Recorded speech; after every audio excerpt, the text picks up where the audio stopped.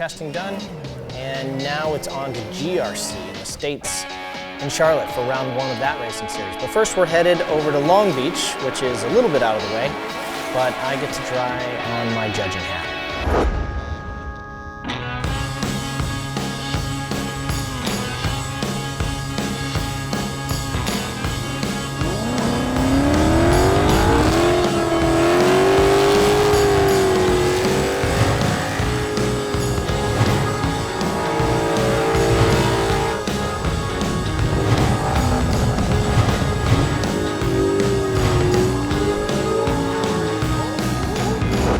Smoking tires in the streets to the sets of Hollywood, and onto the racetrack and pretty much everything in between.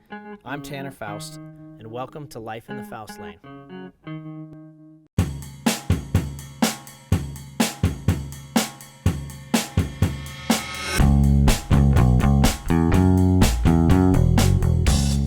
Okay, so this is actually Long Beach Grand Prix. This is not a Formula Drift weekend. It's the Grand Prix where they have Indy cars, they have World Challenge, they got LMS, and they have a team drift with some of the Formula D drivers. I don't know if there's prize money involved or not, but unfortunately it's the first thing that I'm doing with Formula D since leaving the series, which is a bummer because I've tried to come out to a lot of events and I've tried to stay involved, but I'm with Dai Yoshihara, who is the reigning champion in Formula D right now, and Andy Yen, who is a real judge, and the three of us are going to be judging the team drift. Doesn't count for championship points, but it's team drift, so it's like multiple cars trying to work together. It should be a show of precision, but my guess is there's probably going to be carnage just because there's lots of walls and stuff. But, I mean, you can see some of the drift cars that are out here. Not many of the top teams, but it's cool. These guys are going to show 50, 60,000 people what drifting's about. And Dai and I are going to try to justify all of their efforts by judging them. I mean, it's a harsh thing, right? You have to just flat out judge somebody. It's like talking about their hair, but it's their driving. It's even worse. Anyway, it should be fun.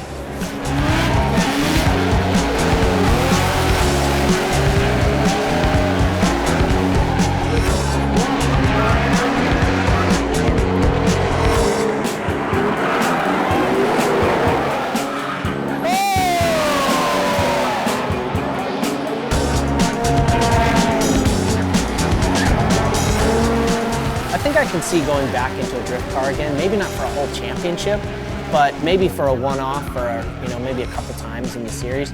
Come back, reconnect with those fans, have some more fun in the car because, man, there's hardly anything like it in the world of motorsports. Drifting is just so much fun from the driver's seat. We'll see.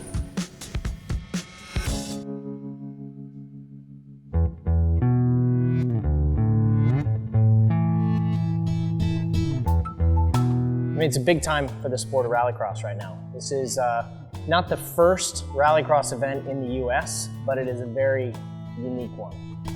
And this is the first one of the year, and it's the first with SMI, who owns these giant NASCAR tracks, and we're going to Charlotte, North Carolina.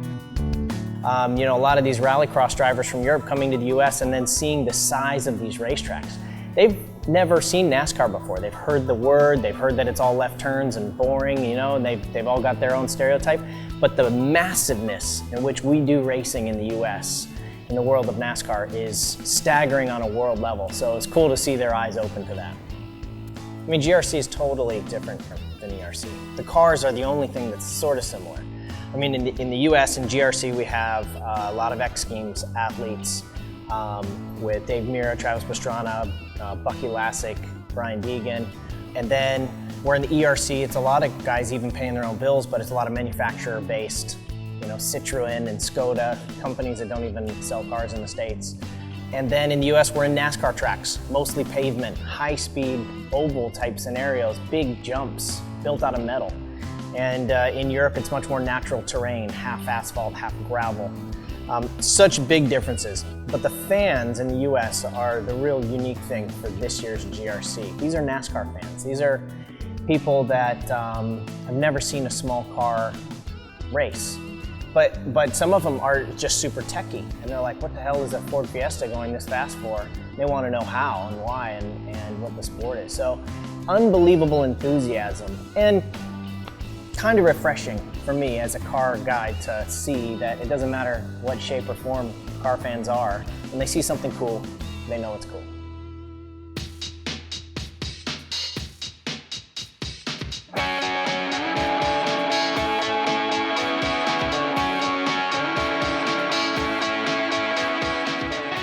It's a totally different story now. I've been the only car in the pits this season.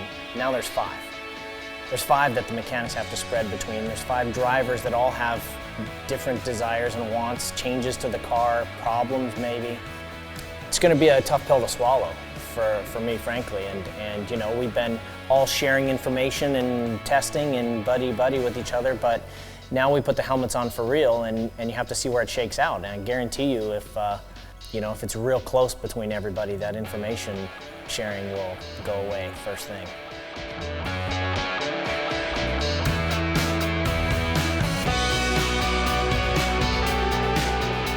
There's a lot of things going on, a lot of things to adapt to. You got to take a rallycross car that's made to be in a tight little technical, half gravel, half pavement track, put it in a giant oval and see what happens. You're going to find issues. We've got braking, overheating in the front on my car, actually most of the cars, just glowing red after 2 laps. They're going from 120 miles an hour to 20 miles an hour, 2 times every lap. The laps are long, the cars themselves are running hot. The organizers are on their heels trying to get the tracks built in the amount of time they thought they could, so we've changed the schedule probably 8 times. I think we've had more drivers' meetings than laps on the track. There's a lot of learning going on this weekend on all fronts.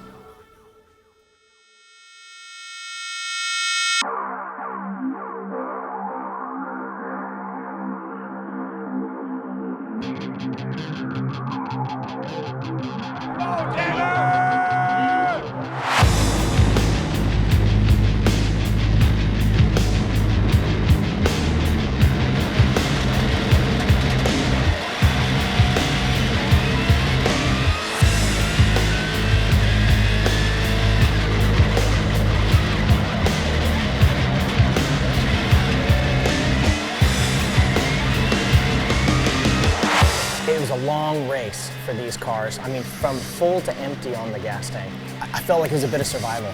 It was a bit of making sure the brakes lasted for the whole race. You know, I had Pastrana knocking on my back door there. I had the front brakes going out completely after 2 laps.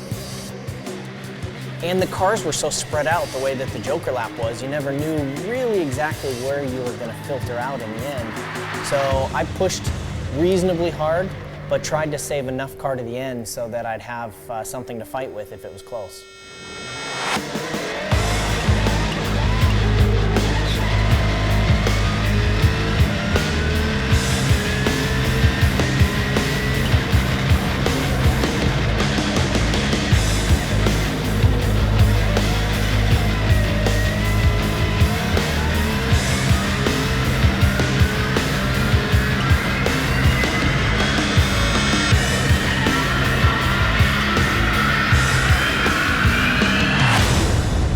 After the chaos, sort of the dust settled, you know, to be on the podium, 1-2, Ford was happy, Grunholm ran away with it. It's a good weekend, and you know what, you walk away from it, you're on the podium, and then you see Edsel Ford is there on the podium, and Jamie Allison, and you know, some key players in the motorsports world that you're not going to drag out to the woods every weekend, but they are coming out to the NASCAR events because that's a big factory effort. So you're like, okay, this is in front of the right people, fan-wise and sponsorship-wise. You know, maybe this battling it out in the NASCAR arenas is, you know, a little bit of a necessary evil that can really have a positive effect on the sport long-term. So I think it was a successful weekend.